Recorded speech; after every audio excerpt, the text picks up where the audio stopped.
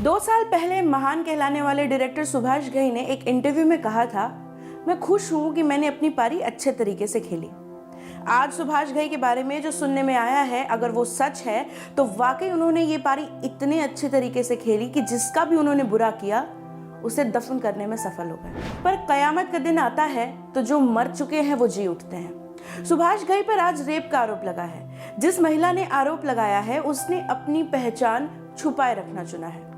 महिला ने जो अंग्रेजी में लिखा ये उसका हिंदी तर्जुमा है। ये तब हुआ जब मैं सुभाष घई के साथ एक फिल्म पर काम कर रही थी। उसने कहा कि वो फिल्म इंडस्ट्री में मेरा मेंटर और गाइड बनेगा। मैंने उसकी बात सुनी क्योंकि इस इंडस्ट्री में मेरा कोई गॉडफादर नहीं था। मैं मुंबई से नहीं थी, लेकिन मुझे सीखने और अपने पेरेंट्स को यह कर दिखाने की भूख थी कि डायरेक्टर बनना ही मेरा असली सपना है। शुरू में सुभाष घई मुझे म्यूजिक रिकॉर्डिंग्स पर ले जाता था। वहां मुझे दूसरे पुरुषों के साथ देर रात तक बैठे रहना पड़ता था। जब रिकॉर्डिंग खत्म होती थी तो मैं ऑटो से घर जाती थी या वो मुझे छोड़ देता था। उसने धीरे धीरे मेरी जांघों पर अपना हाथ रखना शुरू किया। मुझे जाने से पहले जोर से गले लगाता था कि तुमने आज अच्छा काम किया। वो मुझे स्क्रिप्ट सेशंस के लिए लोखंडवाला के अपने अपार्टमेंट बुलाता था। ये वो घर नहीं था जहां वो अपनी वाइफ के साथ रहता था। वो इस अपार्टमेंट को अपना थिंकिंग पैड कहता था। ऐसे ही एक स्क्रिप्ट सेशन के दौरान उसने ऐसी बातें शुरू की कि कैसे फिल्म इंडस्ट्री में उसे गलत समझा जाता है और सिर्फ मैं ही हूं जो उससे प्यार करती हूं। उसने रोने का नाटक किया और मेरी गोदी में अपना सिर रख दिया। फिर जब वो उठ रहा था तो मुझे जबरदस्ती किस किया। मैं हैरान रह गई और वहां से चली गई। अगले दिन उसने ऑफिस में कहा कि प्रेमियों के बीच झगड़े होते रहते हैं।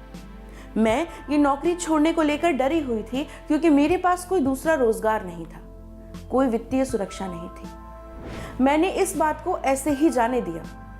मैंने ये बात सिर्फ एक फर्स्ट एडी यानी असिस्टेंट डायरेक्टर को और अपनी 2 सहेलियों को बताई। मैं उनका नाम नहीं बताना चाहती क्योंकि उनकी अपनी जिंदगी है और उसने यानी सुभाष घई ने उनके साथ भी कुछ चीजें करने की कोशिश की है। एक दिन शाम को एक म्यूजिक सेशन के बाद उसने ड्रिंक लेने का मन बनाया। उसने मुझे भी एक ड्रिंक दी। उसमें कुछ मिला दिया गया था। उसके बाद मुझे याद है कि मैं एक कार में बैठी थी और ऐसा लगा कि वो मुझे घर छोड़ रहा है, लेकिन वो लोनावाला की ओर चला गया। मुझे होश आ और जा रहा था, इसलिए मुझे क्लियरली याद नहीं।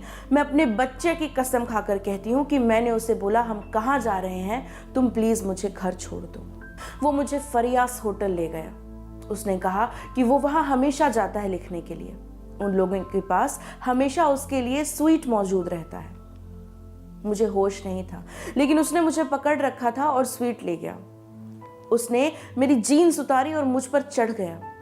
मैं चीखने की कोशिश कर रही थी, लेकिन उसने मेरे मुंह पर हाथ रख दिया था। ड्रिंक में मिले नशे की वजह से मुझे सुध भी नहीं थी, तो मैं रोई और बेहोश हो गई।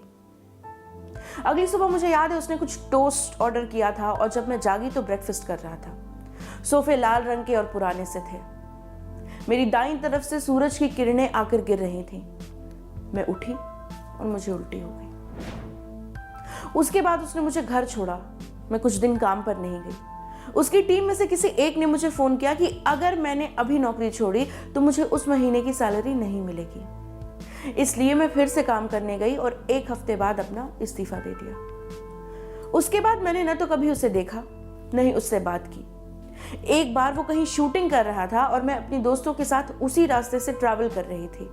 हम थोड़े समय के लिए सेट पर गए। वहां सारा क्रू मुझे जानता था, लेकिन मैं इतना असहज महसूस कर रही थी कि वहां से तुरंत चली गई। इस पूरे मुद्दे पर सुभाष घई ने एक जवाब दिया है। जवाब ये है, मैंने सुना कि मीडिया के एक हिस्से द्वारा मेरे खिलाफ कुछ आरोप लगाए गए हैं। मैं अपना सच बताना चाहता हूँ। ये दुखद है कि किसी भी व्यक्ति के पास से कोई कहानी निकाल कर उसको बदनाम करना फैशन बन गया है। मैं इन आरोपों को सिरे से नकारता हूँ। मैंने हमेशा अपने जीवन में और काम के दौरान हर औरत का सम्मान किया है। हम सम्मान के साथ रहे और दूसरों के आत्मसम्मान की इज्जत की। अगर उस महिला का ऐसा दावा है तो उसे कोर्ट जाकर यह साबित करना चाहिए। न्याय होगा। मैं मानहानि का केस करूंगा।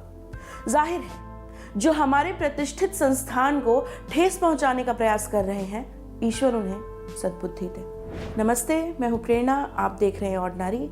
अगर आपको इसी तरह के वीडियोस देखने हैं, आपको ये वीडियो पसंद आया, हमारा जो फेसबुक पेज है ऑर्डिनरी के नाम से, आप उसे लाइक कीजिए।